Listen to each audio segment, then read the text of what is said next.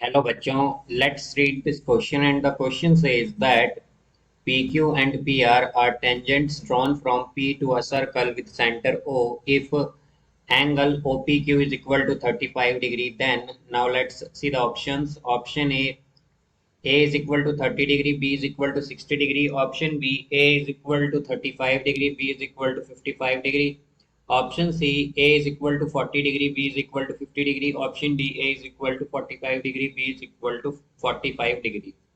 तो आइए अब इस क्वेश्चन को यहाँ पर हम सॉल्व कर लेते हैं। इस क्वेश्चन में हमसे कहा गया है कि पी क्यू और पी आर टेंजेंट्स हैं जिन्हें हमने ड्रॉ किया है पी से to a circle with centre O.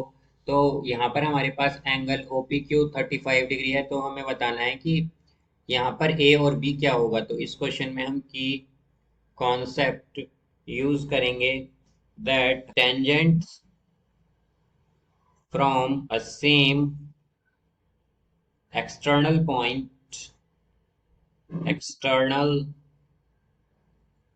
Are equal. तो हमारे पास क्या होता है, जो टेंजेंट हम ड्रॉ करते हैं फ्रॉम सेम एक्सटर्नल पॉइंट वो इक्वल होती हैं। तो यहाँ से हमारे पास क्या होगा, हमारे पास पी क्यू जो है वो इक्वल होगी पी आर के।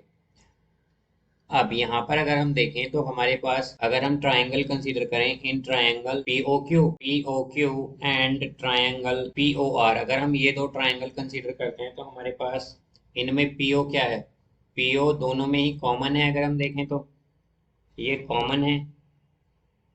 अब यहाँ पर अगर हम देखें तो हमारे पास ओ क्यू जो है ये इक्वल है ओ आर के, या फिर हम कह सकते हैं कि रेडियाई है सेम सर्कल की, रेडियाई ऑफ सेम सर्कल। और यहाँ पर हमारे पास पी क्यू जो है ये इक्वल होगी पी आर के, बिकॉज यहाँ पर हमसे जैसा कि अगर हम देखें तो पी क्यू इक्वल है पी आर के। ये हमें गिवन है कि पी क्यू और पी आर टेंजेंट ड्रॉ की गई हैं पी से। तो हम जानते हैं जब टेंजेंट हम ड्रॉ करते हैं एक ही पॉइंट से, एक्सटर्नल पॉइंट से, तो वो दोनों इक्वल होती हैं। तो यहाँ पर ये पी क्यू इक्वल हो जाएगा पी आर के। तो अब हम क्या कह सकते हैं कि बाय एस कॉन्ग्रेंसी कॉन्ग्रेंसी हमारे पास triangle P O Q congruent होगा ट्रायंगल पी क्यू आर के। अब यहाँ पर अगर हम देखें तो अगर ये दोनों ट्रायंगल कॉन्ग्रेंट हैं तो हमारे पास क्या होगा, angle O P Q equal होगा एंगल ओ पी आर के by C P C T. तो यहाँ से अगर हम देखें तो हमारे पास एंगल ओ पी क्यू जो है ये इक्वल होगा एंगल ओ पी आर। तो एंगल ओ पी आर अगर हम देखें तो क्या है हमारे पास, ओ पी आर है हमारे पास एंगल ए, और एंगल ओ पी क्यू अगर हम देखें तो यह है हमारे पास 35। तो एंगल ए क्या आ गया हमारे पास 35 डिग्री। अब यहाँ से अगर हम देखें तो हमारे पास एक प्रॉपर्टी होती है कि हमारे पास जहाँ पर रेडियस और टेंजेंट टच करती हैं एक दूसरे को, वहां पर हमारे पास 90 डिग्री बनता है, या परपेंडिकुलर होता है जहां पर रेडियस और टेंजेंट टच करती हैं सर्कल पर। तो यहाँ से अगर हम देखें तो हमारे पास in triangle P Q O in triangle P O Q में हमारे पास क्या है, यहाँ पर हमारे पास अगर हम देखें तो टेंजेंट क्या है हमारे पास, पी क्यू यहाँ पर टेंजेंट है।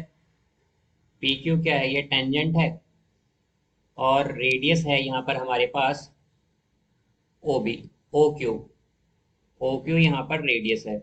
और हम जानते हैं कि हमारा रेडियस जो है वो क्या होता है, परपेंडिकुलर होता है टेंजेंट से at the point of contact. तो यहाँ पर हमारे पास क्या होगा, P Q perpendicular O Q. तो अगर ये परपेंडिकुलर है हमारे पास तो एंगल क्यू क्या होगा हमारे पास, ये हो जाएगा 90 डिग्री। या फिर हम कहें कि एंगल पी क्यू ओ जो है ये होगा 90 डिग्री। अब यहाँ पर ये 90 है, और एंगल क्यू पी ओ जो है, या फिर हम कहें कि एंगल ओ पी क्यू जो है हमारे पास ये है 35 डिग्री। तो यहाँ पर अगर हम देखें तो हमारे पास जो तीनों एंगल होते हैं किसी भी ट्राइंगल के, उनका सम क्या होता है 180। तो यहाँ पर अगर हम देखें तो इन ट्राइंगल पी ओ क्यू क्या होगा, angle P Q O plus angle O P Q plus angle Q O P. तो ये क्या है हमारे पास, क्यू ओ पी है यहाँ पर, ये बी। तो बी जो है यहाँ पर एंगल बी, ये इक्वल होगा 180 के। अब यहाँ पर एंगल ओ पी क्यू 35 है और एंगल पी ओ क्यू 90 है, तो यह आ जाएगा 90 plus 35 plus angle B is equal to 180। तो बी आएगा हमारे पास 90, यहाँ पर 180 minus 125।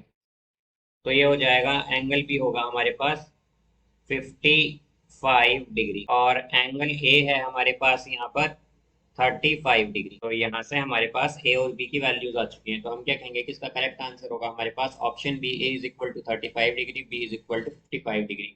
So I hope you understood it well. Best of luck. Thank you.